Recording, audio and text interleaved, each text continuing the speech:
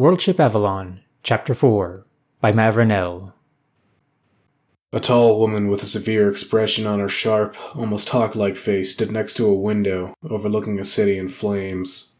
If only that damned ship had never come and broadcasted, on an open channel no less, that their colony was in fact not alone. Years of hard work and propaganda campaigns rendered worthless in the blink of an eye. Her response being to shoot it down had been looked upon poorly by her subjects. They just didn't understand the bigger picture. They didn't understand that if other people came, then so would the menace that had destroyed the old trade networks. They would be safer under her rule, hidden from the eyes of the galaxy at large. Now, however, instead of peace and cooperation she had spent years cultivating, she now had a full-fledged rebellion on her hand. Some of her military had even joined them. The audacity of it all. How dare they rise up against her? She would crush them all underfoot like the filthy insects they were. Kippuin. Joseph woke up as daylight filtered into his room. His wife Callista stood beside him and rose halfway out of the bed. Her light brown hair stood out from her head, framing her face like a lion's mane. He lifted himself up just enough to put his arms around her, before pulling her back down into his embrace. Joseph, stop. We have to get up. The kids will be up soon, and I have to make breakfast, she said, all this while snuggling deeper into his embrace. It was obvious to him what she'd rather do, but what she said was technically correct. Joseph sighed.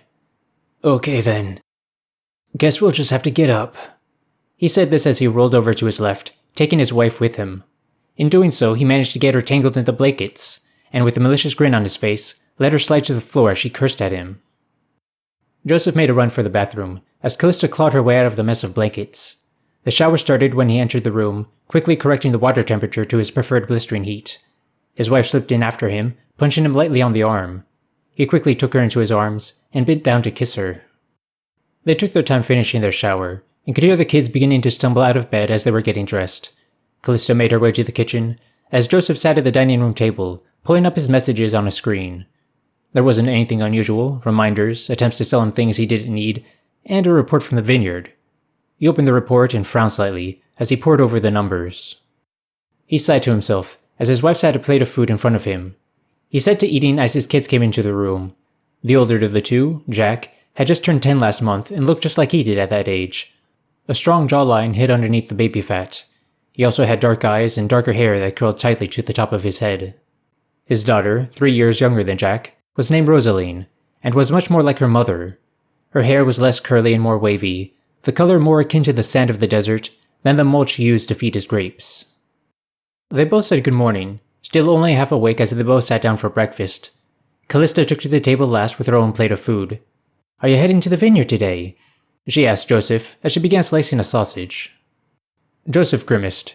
"Looks like I'll have to. The soil ratings are all over the place.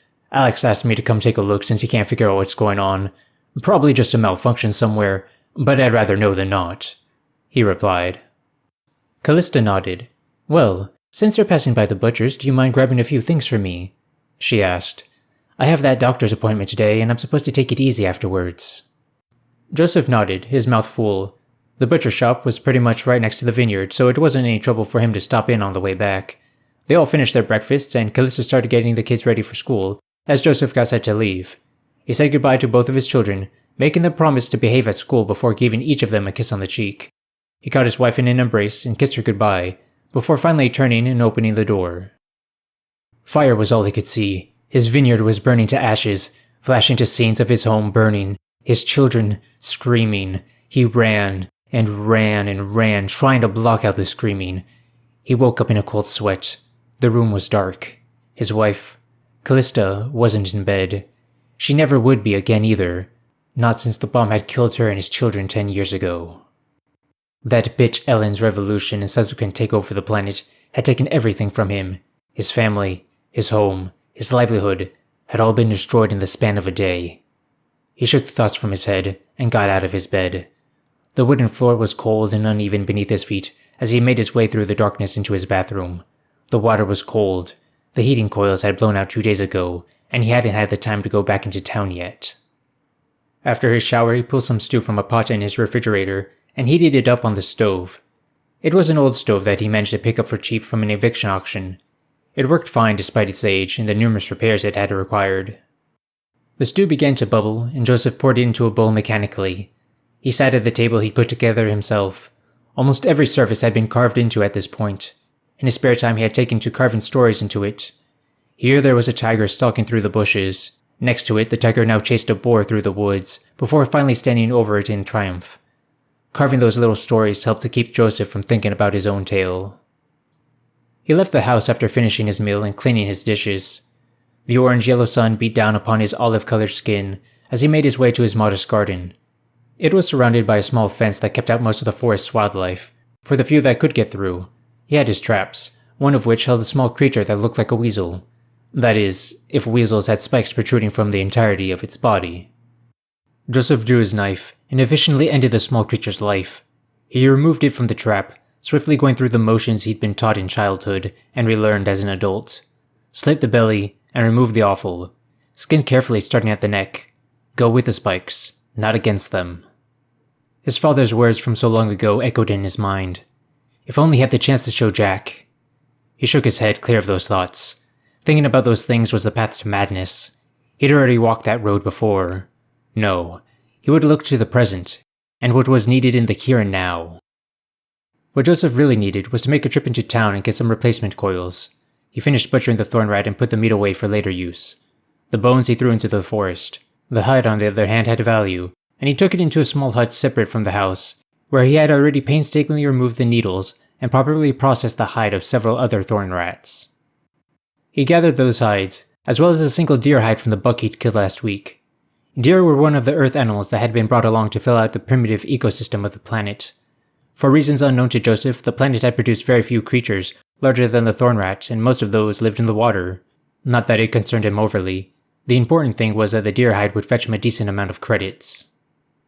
After the incident 10 years ago, he'd been left with very little. He sold his property for next to rock bottom prices during the Depression, following the Reformation, and between that and his savings, scraped enough together to secure land in a forest about 10 kilometers out from a frontier town, far away from his former home.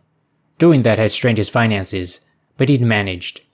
He mostly lived off the land and only spent money on few things that he couldn't grow, hunt, or forage for. Things like heating coils for his water heater. He loaded up the hides into the back of the truck and checked his battery levels. The truck battery had nearly a full charge, with the house battery looking low. It had been pretty cloudy lately, so his solar cells hadn't been able to gather as much charge as he'd have liked.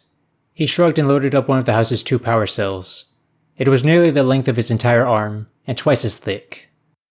With that loaded up, he rolled the lid of the bed of his truck and sealed it. No sense in tempting fate and letting things bounce out of the bed, especially with how bad the road had been since that bad rainstorm a few months ago. He filled the largest potholes, but there were still plenty that needed filling. Just one more thing to do on his never-ending list. The trip into town was uneventful, though Joseph did put on an audio play to keep his mind focused on something. He needed something to keep his mind from wandering to unpleasant thoughts. The play was one he'd picked up on his last excursion to town. He didn't have a connection to the global net. It was part of the reason he had chosen to move so far away. He didn't want the constant deluge of news from places he didn't care about overwhelming him. He preferred to subscribe to a handful of entertainment hubs and download their content when he went into town. It worked well for him, and it also gave him an excuse to ask people about the news. He came upon the town about a quarter of the way through the play, which he paused as he found a spot to park near the leather shop. He had become friends with the owner over the years, if for no other reason than consistency. So when he entered the shop, he was used to being greeted with a hearty welcome. What he got instead was the muffled sound of a newscast. As Joseph went further in, he saw Dirk, the owner staring at a small screen he had propped up on the counter. Dirk looked up, finally noticing Joseph's entrance, and beckoned him closer, and turned the screen so he could see. Joseph wasn't terribly interested in the news, but came up and looked anyways. What he saw almost didn't process as real for him. Footage of the capital city on fire was being played, as a commentator talked about the situation at hand. Joseph had come in near the end of the broadcast, and only really caught that parts of the military had defected to the rebellion that had just started. As the broadcast ended and moved to commercial, Dirk closed it and looked at Joseph. "I suppose you wouldn't know about what's going on since you're always on the mountain," he said. His voice was low, and right now Joseph found that very soothing in contrast to what he had just seen. Dirk sat Joseph down with the drink in the back room, as he explained what had happened. Apparently, a human scoutship had entered the system and broadcasted a greeting in a multitude of languages on almost every channel imaginable. One of those languages had been Neo-Grecian, the primary language of their planet Casipiti.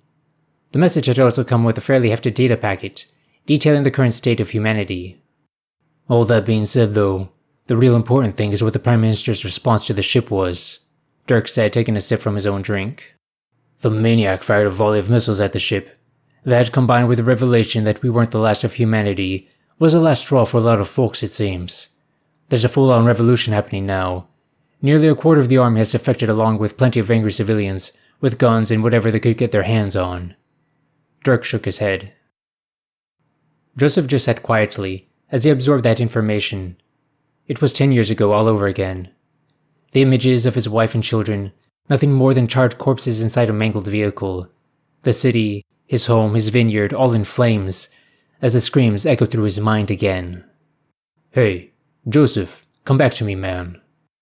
Dirk's words pierced through Joseph's thoughts like a well-honed blade. He was in the back room of the leather shop.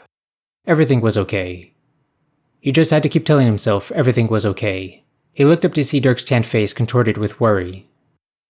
Joseph shook his head and stood up. Thanks for catching me up, friend. If you don't mind, I have some hides to sell you. He said with a measure of calm that those who didn't know him wouldn't be able to tell it was forced. Dirk had known the man long enough to tell, and it allowed him his dignity. There were some things you just didn't pry into. Joseph sold his hides and went through the motions of his other chores in town. He recharged his energy cell and bought the heating coils he needed for his water heater. It burned through a fair amount of his credits, but he still had plenty left over to buy a few staples he was low on. Satisfied that he had everything he would need for a while, Joseph packed up his truck and headed out of town. He regretted that he wasn't making his usual stop at the pub, but he just couldn't now. He drove back to his house in silence. The thoughts that kept him company colored his mood darker the longer the drive went on. Upon returning home, he put away his purchases, leaving the heating coils for tomorrow as he sat in the rocking chair next to his fireplace. The dam broke in his heart as he collapsed into sobs, remembering the life he once had.